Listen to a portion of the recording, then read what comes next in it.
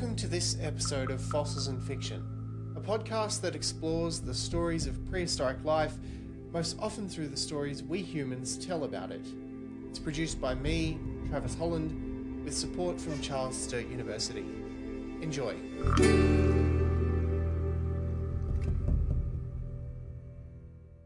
I am Sally Hurst and I'm the founder of Founder Fossil, and I'm currently working out of Macquarie University. Sally, I know that you grew up in a small town and we share that in common. I know that because I recently saw that you went back there to speak to the children at your primary school. Tell me about that trip. Yeah, so that was actually for Science Week of this year, and it was part of a program called Superstars of STEM. So it's a program run by Science and Technology Australia, and every 2 years they get 60 female scientists from across Australia, and they try and raise our public and media profiles and trying to smash gender assumptions about what a scientist actually looks like. I think especially in paleontology, a lot of people imagine either Ross from Friends or someone who is, an elderly gentleman, maybe in a, white lab coat kind of thing. So it's always very nice to go into a classroom and, half the time I have pink hair and I'm quite young and I'm from a farming background. And so kids kind of go like, oh, wow, that's like me. I can go and do that too.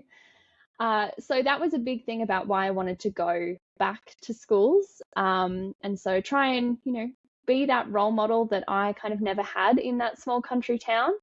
Now, to give a bit of context, the primary school that I went back to, so it's Gunning Public School, so it's in rural New South Wales.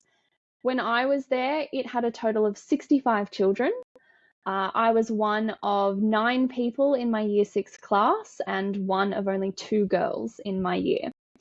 So it didn't exactly seem like the land of opportunity. And it's still a very small school. They've doubled their size. They now have 120 kids. But it's still a lot of farmers' children. They still haven't had a lot of exposure to anything scientific. So it was really nice to go back there and kind of be like, I went to this school and now look at all these cool things that I'm doing and you can do them as well. Yeah, it's really important, right? It's it's almost become a cliche now, but you can't be what you can't see, right? So you have to be able to show people these pathways do exist. They are available. So tell me about your pathway then. What was your path like from that school through to studying archaeology and paleontology at uni? So when I was in that school, we never really had people come and talk to us or do anything really. I think the closest thing we got was we had Museum in a Box, which was, I think the Australian Museum at the time sent us a big box of artifacts or specimens about a particular topic. I have no idea what it was, but I always thought it was really cool. So from there, going into high school, I was much more into kind of history. I loved ancient history. I loved ancient Egypt. And science to me became just one of those subjects that I had to do because everyone had to do a science at some point. And when I was getting into the later years, going into year 11 and 12, I kind of wanted to do earth and environmental science. I enjoyed being outdoors and I thought, I've never been able to do this before. This would be pretty cool. But there was me and one other girl who wanted to do it. So they didn't bother running the class. And so instead I got put into a generic senior science class where there was a total of 6 people. So it very much became more of a chore than kind of a class that I really enjoyed. And so I really didn't see science as kind of a place where I'd end up. When I was finishing year 12, I had no idea what I wanted to do. And that was really daunting. Even now, I work at the university where we often speak to high school students, and they're so stressed about having to have all of these life decisions sorted out. And your parents are like, you should do this and this and this. So it can be very daunting. And so I was definitely at that stage. And so I was kind of thinking that, maybe I'll go and do writing or journalism or something in that space. I really liked English, but I wasn't really sold on the idea. So I was actually enrolled at a different university to do a journalism degree. I did an online journalism course and absolutely hated it. It was so not my thing. So I took a gap year and I dropped out of uni before I'd even started and went back to the drawing board. And I had, I'd enjoyed my ancient history class in high school, but I was actually working at the National Dinosaur Museum in Canberra. At the time, I'd done my year 10 work experience there, and kind of got to the stage where actually I really enjoy this. I love learning about these amazing creatures. So where can I actually do this seriously at a university? So packed up all my bags, moved to Sydney, and yeah, enrolled in a degree doing paleontology and archaeology. So best of both worlds. Um, it's quite separate to the sort of rest of the interview, but your notion of being prepared to have a go and try something else and figure out the pathway, but also not insisting that once you've committed to a pathway, or that kids should have this idea of a path set out in front of them, I think is also actually important. Like, in my academic role, I've counseled a lot of students who are very unsure, and I've myself been in that position. So yeah, it can sometimes take some time to find where you're meant to be, sort of thing. So you went through your undergrad at Macquarie, is that right? Macquarie, yep. Yep. And then you got into this master's program, which is where I came across your work. So tell me about your master's project, because I think it's a really fascinating project that combines outreach and education with the science. Tell me about the project. Yeah, so I had gotten to the end of my bachelor's degree and it felt like year 12 all over again. I was like, I have no idea what I want to do next. I just knew that I really love this archaeology. I really love paleontology. How can I try and put them together? And I was thinking about things that I wanted to try, and I hadn't really done much field work, so I knew that was on the list to try. I hadn't done a lot of Aboriginal archaeology, and so that was also kind of on the list. And it got me thinking about, growing up on a farm, being out on country quite a lot. It wouldn't actually be that unusual for me to come across something, whether that's a fossil or an Aboriginal artifact. And I was thinking about, like, right, okay, sure, if I did find something, one, how cool. But also, what on earth am I supposed to do with it? I figured I could, go and show my Professor Glenn and he could ID it for me, but am I allowed to take it off the property? What if I found it in a national park? What was I supposed to do? What if it's an Aboriginal artifact? Are there legalities? I'm sure there are, but I had no idea what they were. And it seemed like this massive oversight that if I, having just done a degree in both of these things, didn't know what to do, then the people who are actually finding this stuff, just like farmers and bushwalkers and miners, probably also have no idea what to do. So that was kind of the inspiration that led to what I now call the Found a Fossil project. And yeah, it was at that stage where I want to do research, but I don't know what I want to do after this master's. So I want to try and open as many doors as possible for myself. And so that's why I really wanted to include the communication aspects. I created the website that goes alongside it. Never done that before, so that was great. Did a really big Australia-wide survey, so there was bits of social science, archaeology, paleontology, statistics, everything that I could think of in there. So, if I ever wanted to go and work for government or work as, a field archaeologist, I could go and do all of those things instead of kind of narrowing myself into a topic more. You probably can't see it, but you said that you didn't like the online journalism study. And as someone who trained as a journalist and now trains them in my job, I think you're using a lot of those skills. Absolutely. It's come around in a bit of a roundabout way, but I think that was the thing, that I just needed to find the right topic that I wanted to tell the stories of. And so it doesn't feel like work, it just feels like sharing cool things that have happened. And so you created this, the website, the Found a Fossil project website. And you also went and did a survey to get an understanding of what people know about the regulations and what they know to do. What did you find in the survey? Yeah, so the survey was open for about 5 or 6 months, and it was open to anyone in Australia over the age of 10. So while I'm sure there were people in my networks who work in paleontology and archaeology, I also really wanted to reach out to those farmers, to the miners, the bushwalkers, to Aboriginal communities who a lot of the time are left out of these conversations about heritage, which I think is quite ridiculous because, again, they are the people who are finding this stuff. And so in the end, I had about 1,300 people complete the survey, which I was stoked by. If you've ever been a person walking down the street and, someone's trying to get you to sign something, you know how difficult it is. So it was really good to get that amount of participation. And yeah, we were asking all sorts of questions about what would you do if you actually found a fossil versus an artifact? Who would you tell? Do you know the laws? All these kind of things. And so we found some really interesting things. I think the biggest one was that everyone was really enthusiastic to tell someone. We had about 70% of the survey population who was like, yes, I would report fossils and artifacts. But it became apparent very quickly that they didn't know who necessarily they should be reporting to. Mm-hmm. So for fossils, it was quite good. There are about 35% of people who said they would go to a museum, which is pretty good because museums tend to have at least one paleontologist who can hopefully identify their finds or go out to the person's property if they think it's something, a big find or something new.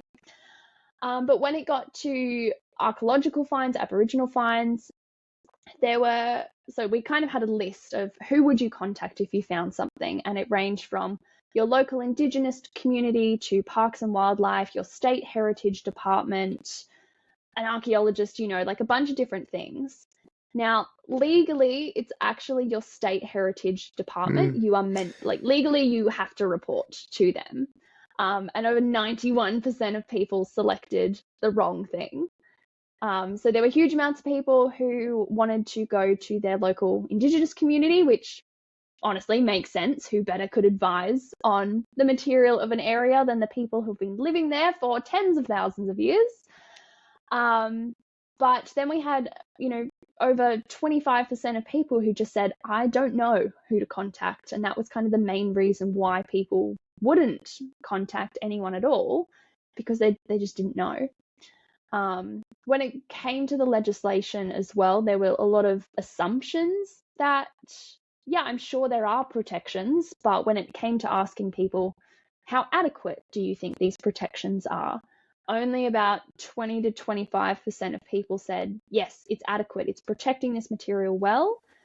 But that left about 40 to 55% of people who were like, I don't know enough about the legislation to agree or disagree with it. So it's obvious that people, yeah, they're enthused, but the information is not very accessible. And so, you've got to wonder how many fines have been out there that someone's just left behind or not documented, or just they have still in their backyard somewhere because they don't know who to contact. Did you use the website as an opportunity to set that information out for people so that hopefully if people start Googling, they'll find the website and they have a pathway to follow? Exactly. So I was very aware of the fact that usually when you write a thesis, there's going to be like 6 people who read it. For me, 3 of those would have been my supervisors, 2 would have been the markers, and the other one was probably my mum. So I created the website as a way to actually connect with people, to get this information in front of the people who should be seeing it. So hopefully the catchy name Found a Fossil very easily comes up in a Google search. If you Google, I found a fossil, what do I do? My website will hopefully be the top thing that comes up. And so there is what legislation applies in your state, who you can contact for identifications, how you should handle this material upon initially finding it. And this was the first website that kind of existed to have all of this information. So it was quite nice to be the one to create it. I kind of get the sense that people just send you random photos of fossils and artifacts now and say, what do I do with this? Is that how it works sometimes? 100%. I've done a lot of media about the project, and I'm very honest, like if people want to send me photos of their fossils or their artifacts, I don't necessarily have the skills to identify it, but I know a bunch of other paleontologists. So unfortunately for them, I now will, Phil Bell at University of New England, I've worked with him a lot in Canada and now in Lightning Ridge. And every week I'll be like, hey, Phil, what's this fossil? Can you help me out here? But it's really positive. It's nice that people are so curious about the world around them. And I think the Found a Fossil project has become a really non-judgmental, non-government platform where people feel safe to submit their finds and not get in trouble and just know a little bit more. And a lot of the time it is a rock, but they're really curious about the rocks and things that they have found. Yeah, getting people to be more curious, to pay a bit more attention, to learn about the things that they find, even if they are, just rocks, I think is a really nice outcome. And as you say, lots of research projects just result in a piece of writing that not a lot of people read. So, having a website out there that people can access and use is a fantastic outcome as well. You really do seem to relish this engagement work. That's the sense I get from you. You give talks to schools we've talked about and over the internet. I think you were doing Skype a Scientist. Why do you dedicate so much time to that work now? I think for me, it's honestly my favorite part of the job. I think if you have a conversation with adults who aren't in paleontology, you'll get, oh, so what do you do? And you're like, oh, I'm a paleontologist. And they'll be like, oh, just like Ross from Friends.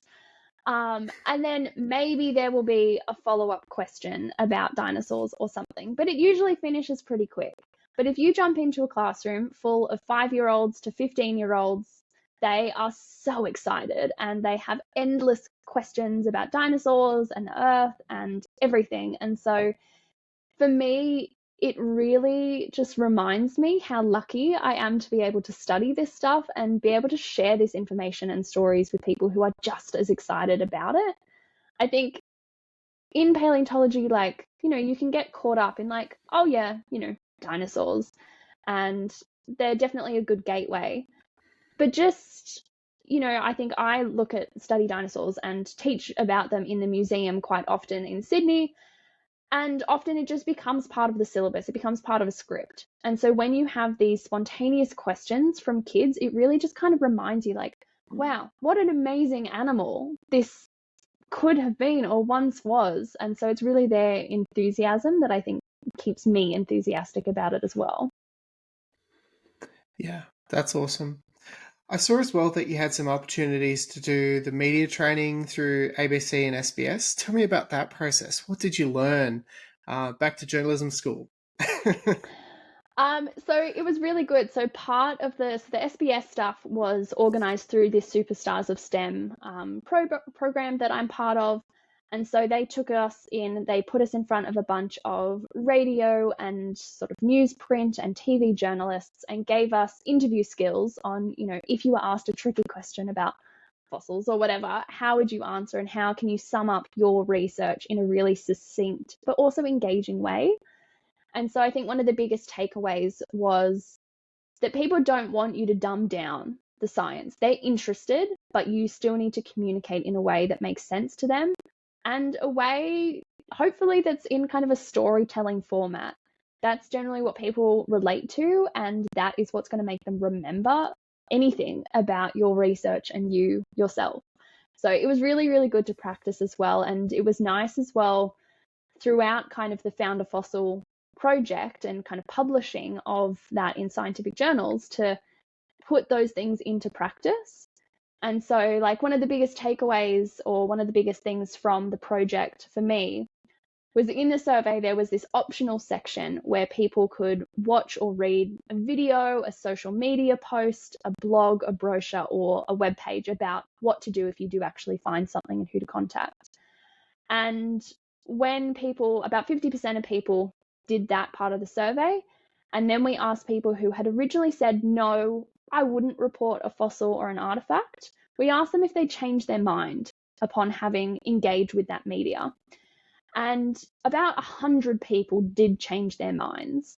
And so for me, that's wow, through this kind of storytelling elements that I've included into these media pieces, that's possibly 100 new dinosaurs or 100 new Aboriginal sites that are now going to be protected and reported in the future, just because someone did a very low budget 8-minute survey. So it's pretty amazing to think, well, if my project can have that impact, that rate of change, imagine what a museum funded or a government funded awareness campaign could do.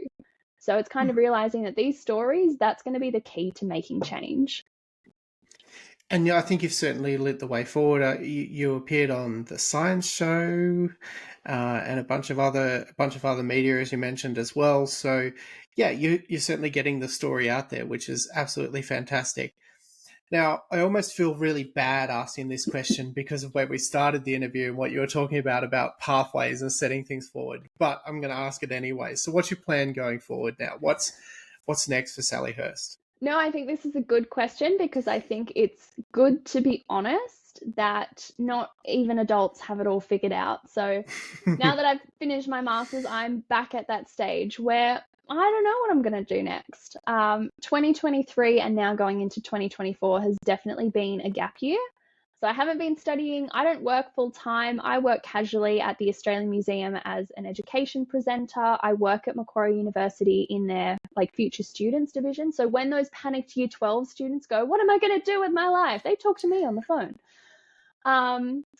But I'm still at that stage where I feel like there are so many things I haven't tried yet. And so I was learning to surf during COVID, so I got to go on a surfing trip to the Maldives. I was diving with tiger sharks. I was swimming with whales in Tonga. I got to go on a dinosaur dig in Canada with Phil earlier this year. And next year's kind of looking the same. So more dinosaur field work, more trying new things, hopefully more swimming with whales, and hopefully going to more and more regional and rural schools. As I said, that kind of talking to people is my favorite part of the job. So I'm really hoping I can get out to more of those places which have never had a scientist visit, and kind of, show that it doesn't matter what your pathway is, but there are some pretty cool things you can do out there in the world, and these kids can do them too. Great. We will share your links to your thesis, the website, and of course your publication in the Journal of Science Communication, which also reports on that as well. Sally Hurst, thank you so much for having a chat on fossils and fiction. Oh, good. Thanks so much for having me.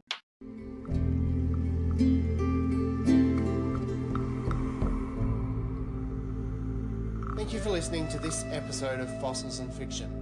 We're always looking for more paleo stories to tell and welcome your suggestions through our social channels. You can also send voice notes via Spotify or social media. Podcast theme music is Sonora by Quincas Morea via the YouTube audio library. Show notes are available on the website, fossilsfiction.co.